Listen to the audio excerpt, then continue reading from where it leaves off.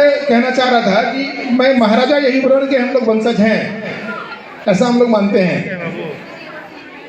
तो जब हमारे पूर्वज महाराज थे, राजा थे, तो आज उनके वंशज दीनहीन की अवस्था क्यों जी रहे हैं? इसके लिए कौन जिम्मेवार है? मेरा ये प्रश्न आप सबों से है कि यदि हम महाराज के वंशज हैं कि राजा के वंशज हैं, तो आज जो दीनहीन की अवस्था हमारी बनी है, इसके लिए कौन जिम्मेवार है? शरीर से हम लोग कमज़ोर नहीं हैं, दिमाग से कमज़ोर नहीं है, पैसे से भी कमज़ोर नहीं है, तो फिर ऐसी क्या दिक्कत है, ऐसी क्या परेशानी है कि हमको कमज़ोर बना के रखी है? तो उसका एक बड़ा वजह आप अगर पाएंगे, इस पर जाएंगे तो आपको पाएंगे कि भाई हमारा सामाजिक जो अस्तित्व है वो अच्छा नहीं है। जब समाज की बात आती है तो हमारा योगदान शून्य हो जाता है। तो ये तो थोड़ा सा समय निकालना पड़ेगा समाज के लिए भी। दुनिया में जो व्यवहारिक ज्ञान है उसके लिए कोई स्कूल नहीं है जहाँ पे आप जाएंगे, पैसा जमा करेंगे और आपको सीखने के लिए कुछ मिल जाएगा। सामाजिक ज्ञान समाज के बीच में ही मिलेगा।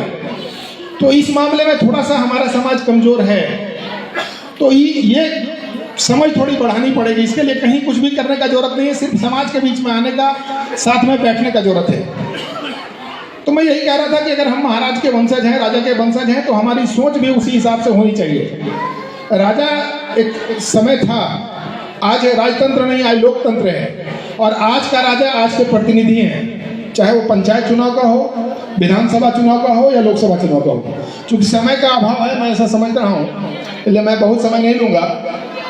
तो मैं ये कहूँगा कि भाई अगर हम सब दृष्टिकोण से सशक्त हैं, मजबूत हैं, तो फिर राजनीतिक दृष्टिकोण से हम कमजोर क्यों हैं? क्योंकि आज का पावर जो है, राजनीति में लोग क्यों इतना आपाधापी कर रहे हैं? उसका बड़ा वजह है कि सारा पावर वहीं पे है, सारी शक्ति वहाँ पे है।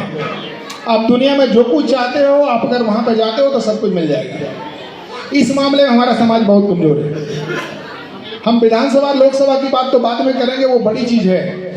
अगर हम पंचायत चुनाव की भी बात करें तो पता नहीं अपना समाज इस मामले में बहुत कमजोर है, और उसका एक बड़ा कारण यही है कि हम एक दूसरे के प्रति कोऑपरेटिव नहीं है, सहयोगी स्वभाव नहीं है हम लोग का। अगर हमारी लड़ाई हमारे भाई से हो, हमारे परिवार से हो, तो ऐसा नहीं होता है कि हम पूरा एकदम लाठी डंडा निकाल के लड़ने के लिए तैयार हो जाते हैं, होता नहीं होता है।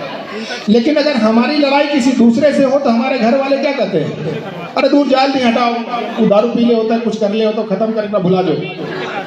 तो मेरा आप लोगों से ये कहना है कि अगर हम समझौतावादी दूसरों के साथ हो सकते हैं तो अपनों के साथ क्यों नहीं हो सकते? उसमें कहाँ कमी है? हम अपनों के प्रति उदारवादी क्यों नहीं होते? हम अपनों के प्रति समझौतावादी क्यों नहीं होते?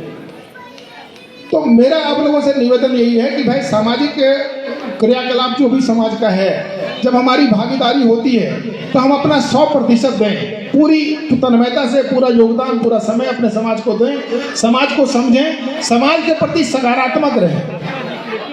नकारात्मकता हम लोग को पीछे खींच रही है। आज पंचायत चुनाव में भी अगर हम लोग पीछे जा रहे हैं तो उसका बड़ा कारण यही है कि कोई उम्मीदवार अगर मुखिया के लिए खड़ा होता है तो उसके कंपटीशन में उसके भाई को या उसी समाज, हमारे ही समाज के किसी व्यक्ति को दूसरे समाज के लोग खड़ा कर देते हैं। परिणाम ये होता है कि न वो जीत पाते हैं न वह जीत पाते हैं। तो मेरा आप लोगों से निवेदन है कि भाई अगर हम सामाजिक भागीदारी अपनी निभा रहे हैं, चूंकि आज के तारीख में अपने समाज में अधिकारियों की भी कमी नहीं है, इंजीनियर डॉक्टर तो भरे पड़े हैं, तो थोड़ा सा इससे बाहर निकलने का जरूरत है और सामाजिक चिंतन करने की आवश्यकता है। समाज